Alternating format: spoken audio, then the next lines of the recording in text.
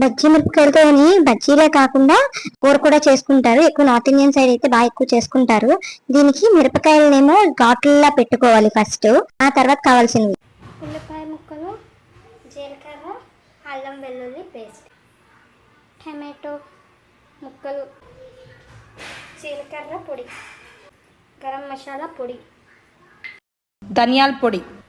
ఒక ప్యాన్ తీసుకొని అందులో నూనె వేసుకోవాలి. అది వేడెక్కనియాలి.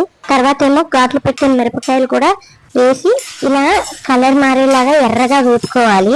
అలా వేపిన తర్వాత అవి ఒక ప్లేట్ లోకి తీసుకొని పక్కన ఉంచుకోవాలి. ఆ తర్వాత అదే ప్యాన్ లో జీలకర్ర, ఉల్లిపాయలు వేసి యాగనివ్వాలి. ఉప్పు కూడా వేసుకోవాలి. వేసుకుని బాగా కలుపుకున్న తర్వాత పసుపు కూడా వేసుకోవాలి. పసుపు కూడా వేసుకొని బాగా కలుపుకున్నాక ఎర్రగా వేగాలి. ఇప్పుడు అందులో అల్లం వెల్లుల్లి పేస్ట్ కూడా వేసి బాగా యాగనియాలి. అల్లం వెల్లుల్లి పేస్ట్ కూడా పచ్చివాసన పోయే వరకు వేపుకోవాలి.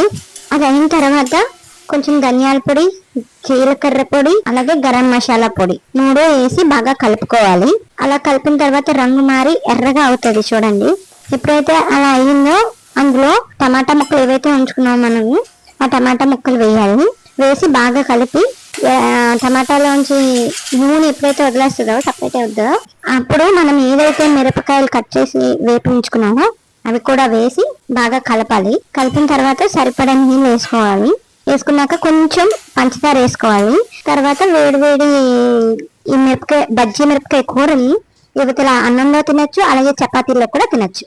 ఎప్పుడు ఈ రెసిపీ ట్రై చేయలేదు అనుకున్న వాళ్ళు ఈ రెసిపీ ట్రై చేసి టేస్ట్ ఎలా ఉందో నాకు కమెంట్ చేయండి. Please subscribe my channel.